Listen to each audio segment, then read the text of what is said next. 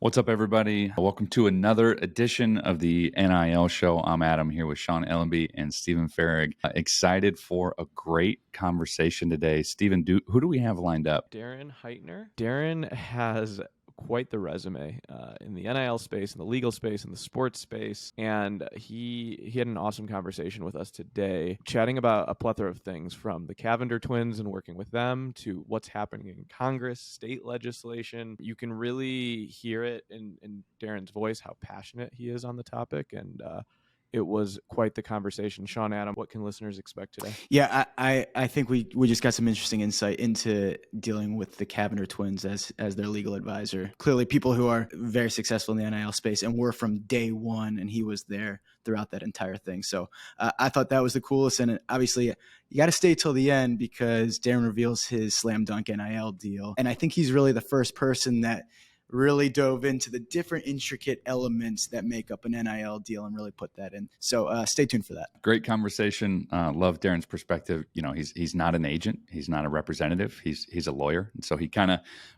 bridges that gap a little bit between giving counsel versus, trying to go out and source deals. But a great conversation. So let's go ahead and get into it. There's two attorneys you follow in the NIL space. It's Mitt Winter and Darren Heitner. Darren, do you know Mitt pretty well, or are you? I do. Are you internet friends or friends in? We've met actually a few times in person. He's done a very great job of staying on top of pretty much everything. I mean, he's just super active on Twitter, I know. Seriously. And he basically has like a quote retweet of pretty much every newsworthy item. So he definitely puts his opinion out there. It's actually, oftentimes I'll get just bogged down by work and want to kind of catch up on things. And I can always rely that there'll be like a barrage of midwinter tweets to look at. So. That's awesome. That's awesome. So Darren, Florida Gator and an attorney and a professor in NIL and published a book or two. Three. UF's 40. But who's counting? But who's counting? I'm sorry. Not I us, apologize. 40 under 40. You've got quite the resume of everything you've been up to, and you look not a year younger than 25. So nice. I don't know how you've done it so well. Maybe it's the Florida sun and the aging. Give us your quick background, what you've been up to, how you got in this spot. I think you've got a super awesome background. Yeah, I don't know how far you want me to go back, but graduated from law school back in 2010. So coming up on almost 15 years of practicing. Actually went to law school without the intention of practicing law, and instead further developing a sports agency that I had started going into law school in 2007. Within a year of practicing law, decided sports agency wasn't for me for plenty of reasons, and decided to pivot into full-time practicing law. Soon thereafter, was writing for Forbes and Inc. magazine. Prior to that, started Sports Agent blog. So knew I wanted to really dive headfirst into sports, even though I wasn't running a sports agency. Converted a lot of, I guess you could claim as being competitors, that being sports agents, into clients, which has been a really great source of referrals for me in building up clientele, athletes, agents, sports businesses, etc. And so if you fast forward roughly a decade later from starting to practice, and I had worked at a couple of firms before starting my own in 2014, there was this effort all of a sudden starting in California to change the law specifically surrounding name, image, and likeness. And I shouldn't actually say changing the law because there wasn't a law concerning college athletes. It was a rule by the NCAA to restrict athletes from having the capacity to exploit their publicity rights, much like everybody else around the country, whether it be based on state statute or just common law precedent that's been established by courts. And so California took this charge in 2019. A local representative in the state of Florida asked me through his legislative aid whether I'd be interested in working with them to brainstorm ideas, whether it's something we've been wanting to do in the state of Florida, given Florida's much more conservative than California. Oftentimes things that float in California don't float here for political reasons primarily. And if so, would I be interested in helping draft legislation, promote it, et cetera? And that's really how I got my feet wet back in 2019, 2 years prior to July 2021 in this whole space and helping on the political side. And then ultimately, I guess, becoming a thought leader on it. And when July 2021 hit, working with a plethora of athletes, brands, agents, now collectives, in fact, working with the very first group that called itself a collective, which is why we use the term altogether in the industry. So It's been a fun ride. And, it'll be interesting to see where it goes from here. Wow. And you've got a newsletter on LinkedIn, 8,000 subscribers every week. You put it out, really thought-provoking, great opinions on it. I guess you've now seen it from its inception to where it's at now. Is it everything you expected it would be? Are all the things happening? What's been the most surprising part for you? I think the most surprising part has been the complete lack of any enforcement whatsoever. So when we were drafting our bill in the state of Florida and going through different amendments throughout the past couple of years, and even looking at legislation that's been passed in other states, I think one thing that definitely stuck out was the fact that there really aren't enforcement mechanisms in these pieces of legislation that became law. And even if there were, do we really expect a state to penalize a school or an athlete in the state for economic related activities and to basically make it harder for those schools to compete against others around the country and particularly within the same conference? So the answer to that would be, I think, no, even if you had these enforcement mechanisms. But outside of the states themselves, the NCAA, it's now, we're coming up on 2 years. And we've heard about investigations, inquiries into various schools and maybe specific activities.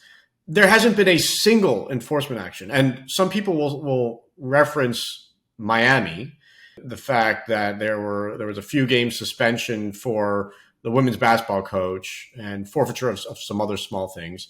But that wasn't even an NIL violation. That was a recruiting-based violation and dealing with a booster. And there were no penalties that emanated from an actual NIL violation. So 2 years in, no enforcement. I think that's probably the thing that surprises me the most. But as I've said many times before on the record, nothing surprises me with the NCAA because honestly, when you think you're going to zig, you should zag. Whenever you think the NCAA would do or should do something, you should actually internally in your mind say they're going to do the opposite, which is really what's happened. So where I have kind of two questions. You talked a lot about state legislation, and it's kind of starting to be in vogue for states to start writing their own legislation that gives them the opportunity to either supersede or end around whatever the NCAA bylaws are.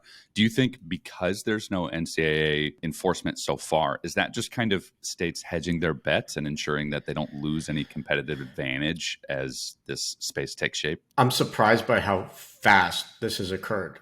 And I don't have a very lengthy political background. I received a crash course going through this with Florida late 2019, early 2020, and then as efforts were even put in place to try to curb what we had accomplished just prior to July 1, 2021. And one thing I remember from early on is, we originally had a bill that wanted it to go live July 1, 2020. That was what was put in committees, went through committees on the House floor. And then in the Senate, Florida Senate, they said, we need to push it back to July 1, 2021. This pushes the envelope too far, too fast. Mm-hmm. And there were other things too. And so I got this sense that there was this reticence, this reluctance among politicians to really nudge the NCAA too much.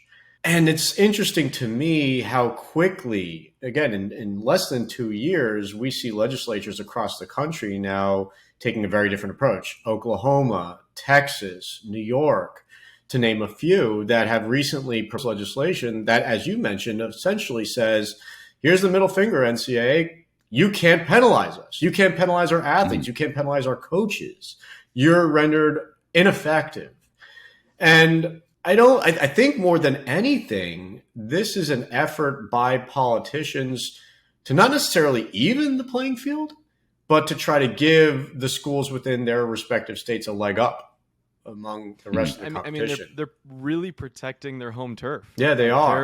Their land grant university, like Oklahoma, does not want to lose, and so they're gonna do like that. That's one purpose, like vehicle of local government in action. Now, flip that to the. Well, let me just say one side. thing real quick. I mean, go back to May or June of 2020 when Governor Ron DeSantis signed our bill into law. And the reason why there was a gap is because of COVID. But if you look back to some of the articles where he's quoted, he didn't hold back. He said, I'm looking forward to giving schools in the state of Florida a competitive advantage over other schools in other states. And that competitive advantage lasted only a brief amount of time because other states followed. But yeah, I think for the past 2-3 years, that has always been either in the back of politicians' minds or they're just very actively stated it. But go ahead. I was going to say, so flip that now to the federal level, right? Like NCAA hires Charlie Baker. They went, there was a hearing a couple of weeks, like maybe a month ago. That was an interesting hearing, to say the least. I listened to some of it and was surprised by who they brought on. There's a potential lawsuit, like $1.4 billion lawsuit against the NCAA.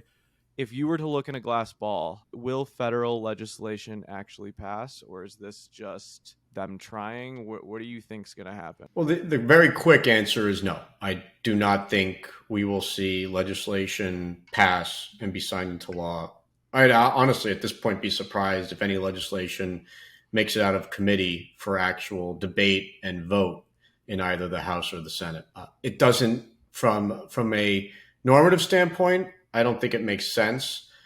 We'd be codifying a right of publicity for college athletes and only college athletes when we've left that specific area of the law up to the states for about 100 years.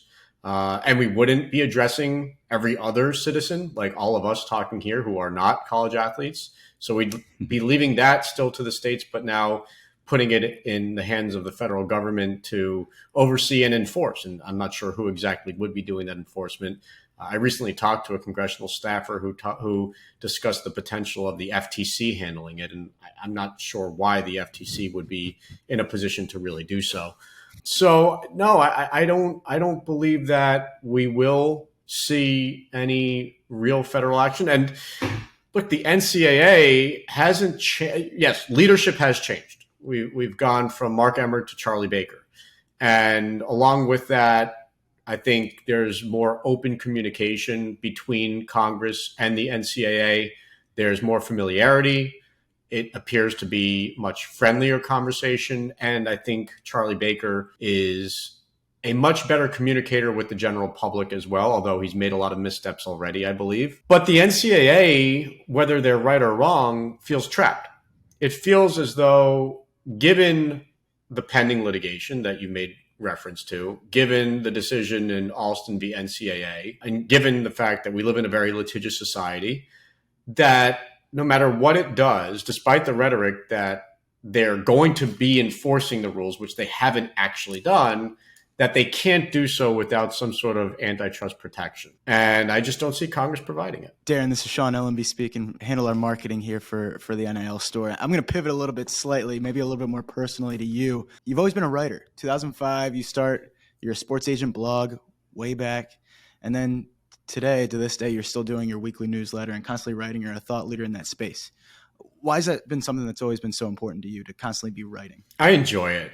I think, going back to 2005, I had an internship at a sports agency that summer between my sophomore and junior years of college. And I felt very underwhelmed going back to Florida and studying for political science and being a nightlife promoter. And I wanted to do something that would keep me in the sports business and learn more about that area, that industry, sports agency that I coveted, build connections with thought leaders and people who have been practicing for a long time, et cetera. And so that was the big reason why I started the website back in 2005. But I've continued to write because I truly enjoy it. It challenges me to continue to learn more, to test and challenge my own ideas and thoughts on particular subjects, to engage in back and forth communications with people who follow my writing. I mean, I really love that component of it. I don't necessarily love Twitter on a daily basis, dependent on the trolling activity. But outside of that, overall, I do enjoy the commentary and the back and forth. And,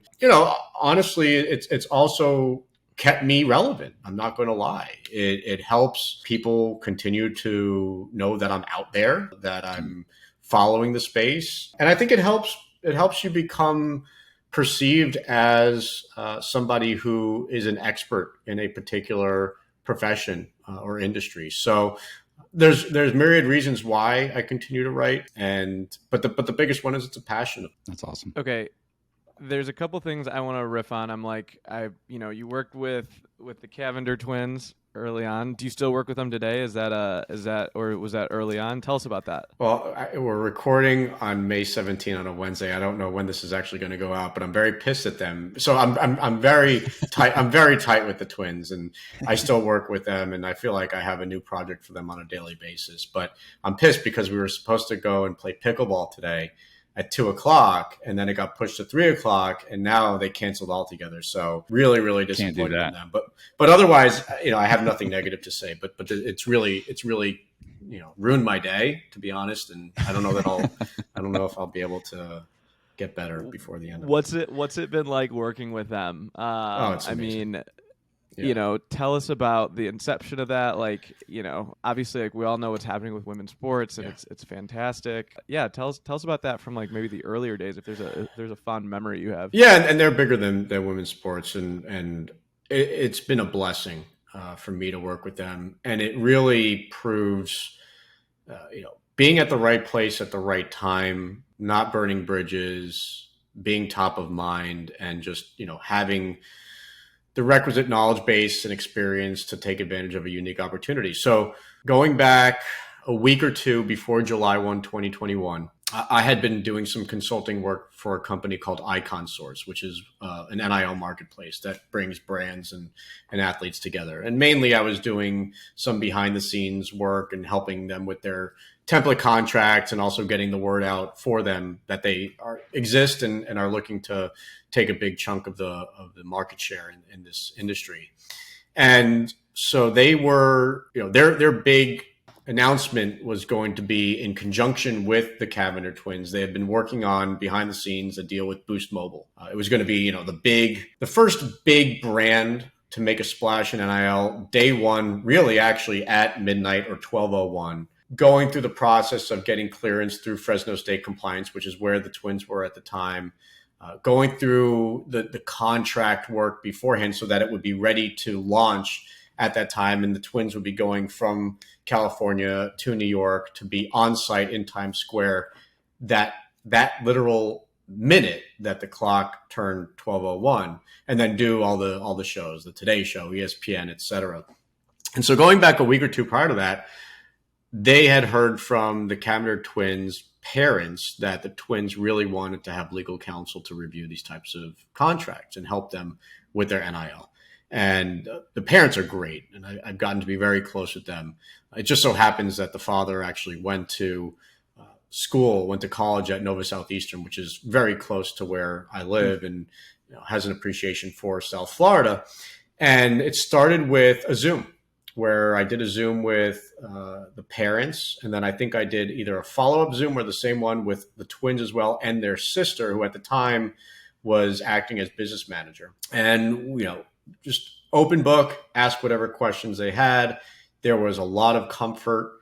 We decided to go in it together and work on this particular deal with Boost Mobile to start. And then also I had some brands that were reaching out to me. So I had connected the twins with 6 Star Pro Nutrition, which was another brand that we did day one. GoPuff wanted to do a deal, but we pushed that to day 2.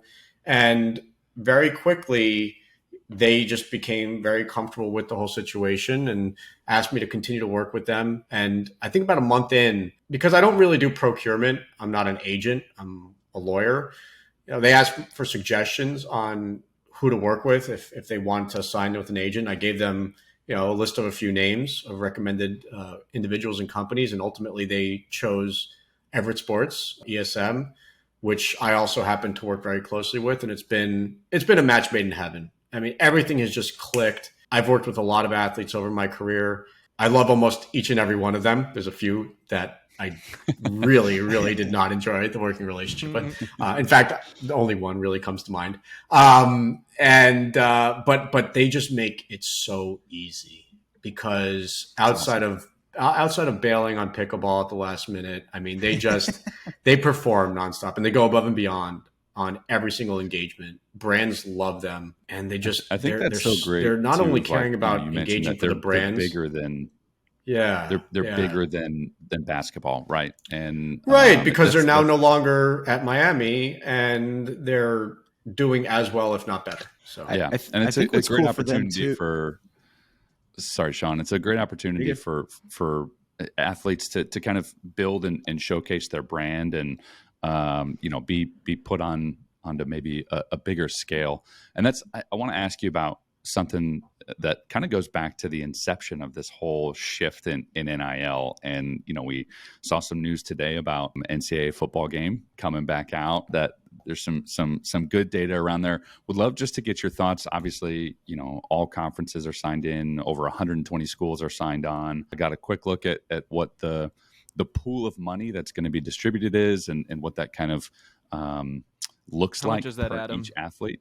So I think in the On3 article, they quoted it as $5 million in that realm, which would translate to, depending on individual deals and things like that, about $500 per athlete. I don't know how $500 per athlete. Darren, you maybe played NCAA 05. I played it. I love those games. I'm thrilled that it's coming back. Talk to us. Okay, so $5 million pot. One team has got the GLA for it. How do you feel about all this? I want to look under the hood. Number one, I love the fact that the game is coming back as a consumer. And I speak on behalf of all consumers that there is just this overwhelming joy that the football game is coming back. Not as far as I know, it's not as NCAA college football, but college football, because I don't believe there's a license in place with the NCAA, and maybe that changes. This was teased, or it was announced by EA Sports going back to February 2021. And I remember going back to that time when it was initially announced, EA Sports took a very bold position, which was, we don't need to license from the players. We don't need to license their names and likenesses. And I said, well, not so sure I agree with you there, that they were going to do deals with the CLC, the college licensing company, to use the marks of the schools, et cetera, the stadiums. But it appears EA has decided to change its prior position. Now, I've done work with one team, very reputable people there, smart people, organization made up of various players associations. Oftentimes don't love their contracts that I've looked at. So I'd be interested in seeing what they're going to put in front of the players, whether it's different than the existing template GLA, general licensing agreement, that they've provided players in the past. One team tends to take a decent percentage away as well, which is not always, obviously they have to earn money and it's a business, but that takes away from the pool that's offered to the players. And $5 million, it may be a nice headline, but it's quite underwhelming. As you mentioned, when you split that among all the athletes, it's bupkis. It's not much. EA pays, I was just looking at like Madden, right? Just for reference. EA pays the National Football League in the PA $50 million to be the sole video game license, which makes the players roughly, I was just looking at an article here. It said like $18,000 to $18,000 in 2019. This is a $5 million deal, and the players will get $400 or $500. Do you think that they're getting it at a lower? They're giving the one team less? That just something seems off there, right? Or doesn't jive. Yeah, everything's a negotiation. It'll be interesting to see. I don't know if you'll remember, or if any of you played NBA Live growing up. And some of the other basketball games. Like, you had the vast majority of players' names connected to the players. And then I forgot what like Michael Jordan was, but he wasn't Michael Jordan. And number 23. Yeah, right. And so this has to be inherently an opt-in system. And I wonder, I think a lot of players are going to feel pressured to join the group, but I do wonder if you'll have any holdouts, particularly those who may be represented by bigger, experienced agencies who say, this just isn't worth it. and maybe try to negotiate something outside of the group. I mean, I've had players at big schools that had me look at the GLAs with one team and others, Brander, et cetera, that are trying to do this group licensing in the space. And I've actually counseled some players, don't sign. And so like, even when you see these school deals sometimes where they're creating jerseys for sale with players' names, we've had players opt out of the group licensing and either strike individualized deals or not do a deal whatsoever. It really does devalue the player and the player's publicity rights, particularly if someone then misappropriates their name, image, or likeness and that player has to sue. It could work against them if the misappropriator gets in discovery that the player only made $500 from this deal. And I haven't seen anything specific. I saw the same report from On3 that you're probably referencing, that a source indicated what the cash pool is. I suppose let's wait and see for confirmation. Mm-hmm. Maybe that's wrong. And maybe it's still being negotiated.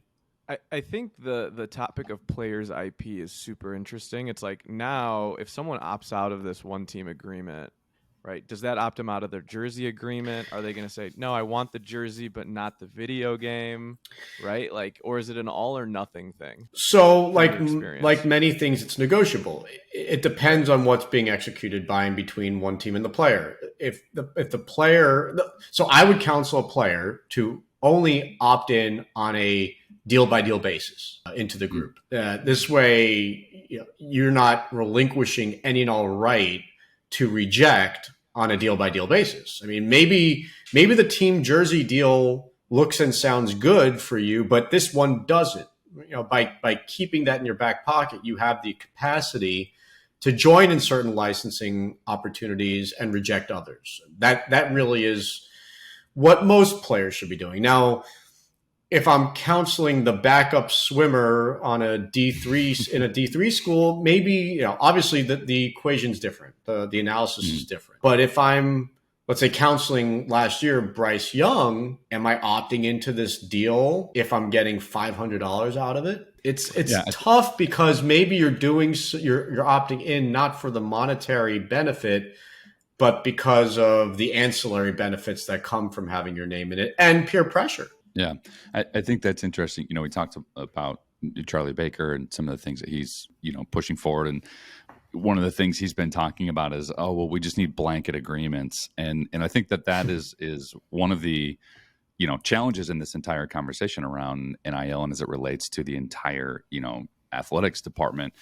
What you just said, the market is very different for a starting quarterback of, a repeat national championship football team than it is for, a men's volleyball player at a D3 school. And when we approach these blanket things or talk about, group rights, there's just no blanket solution where you can say this works for everybody in every situation. Well, but interestingly, if there is a situation and circumstance where what Charlie Baker is describing would potentially work, it is in the group licensing perspective, right? Because if you consider how players associations have dealt with these types of deals in the past, it essentially is that it's an opt-in, and either it's a take it or leave it. This is what you're going to get, and typically it's X portion of the revenues, or opt out or not, or don't opt in.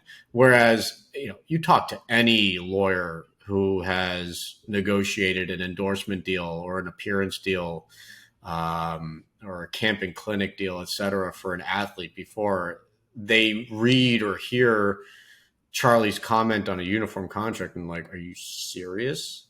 Yeah. It's ludicrous. I know we're short on time. Darren's got to rush to find a replacement for his pickleball outing this afternoon.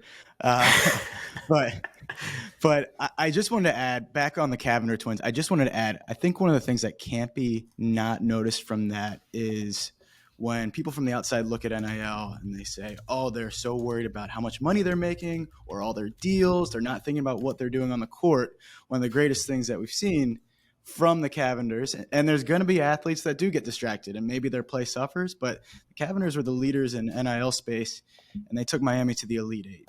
And I found myself thinking, like, we sell Angel Reese's NIL jersey, and I see her all over the place. And I found myself thinking it yesterday. I'm like, shoot, I hope Angel's still getting in the gym. But the Cavinders are a fantastic example that you can still have success on the court. Yeah. But Go ahead, Darren. No, I thought Angel Reese is a great example. And outside the work that you're doing with her, I mean, she's in the SI swimsuit edition, with Martha Stewart, so, but yeah, I mean, you look at, let's say going back to the Cavinder twins, if you follow them on social media, I mean, every day they're posting about their workouts. They're in the gym. They're probably pushing themselves even harder to show their followers what they're doing. And look at the people who are excelling the most with NIL, using the Cavinder twins, using Angel Reese as examples. The Cavinder twins helped take Miami women's basketball further than I believe they've ever been before. Angel Reese, who has done dozens of deals, helped her team win a national championship. So... And the recruiting efforts just by leading by example, right? Yep. Like you could have the best recruiters out there by having, giving the resources that the Cavinders had and Angel and LSU. Look at who's now starting to come there. This isn't inducement. This is leading by example, which is freaking awesome. It's honestly like one of the rare examples that's not inducement. I mean, there are so many examples that pretty much anyone in this industry can point to where athletes are getting offers to come to a specific school by boosters or by collectives.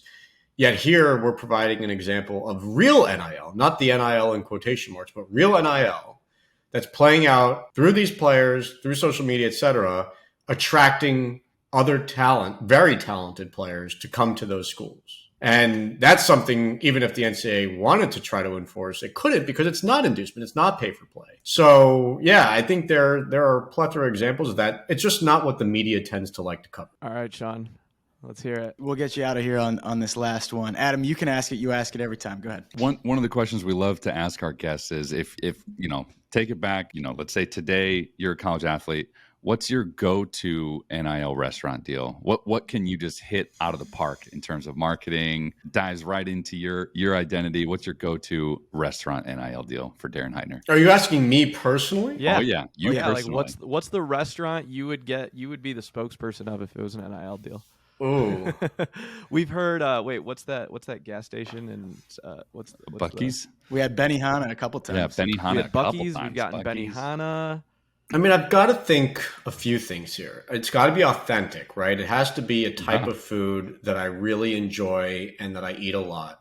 I've got to absolutely hit my target demo, right? And it has to be, something that I guess represents me in a way. So we really have to go with like a deli that has bagels, right? Hit my Jewish community. It has to be something that I'm loving, that I'm eating a lot. So I'll go local. It's within driving distance, about 15, 20 minutes away. I'd go Grandpa's Bakery, maybe Moe's Deli, maybe put them against each other, drive up the price. Yeah, but definitely local deli. Yeah. I love it. Grandpa's Bagels and Moe's. You heard it here first. Reach out to Darren. Yeah. He's looking for a deal here. Big money and lots of bagels. Yep. Darren, if listeners want to follow you, best way to follow you, what would that be? Twitter's my name, Darren Heitner. LinkedIn, I'm pretty active. As you mentioned, I've got a weekly newsletter that goes out on Fridays on NIL. And if you want to get a taste of personal life and see a lot of kid and wife pictures, which I doubt, it's also my name, Darren Heitner, on Instagram. Love it. Sweet. Well, we'll have to get you back on and revisit this as everything rolls out. We really, really appreciate the time. This is another episode of the NIL show. So thanks again, Darren. Thank you.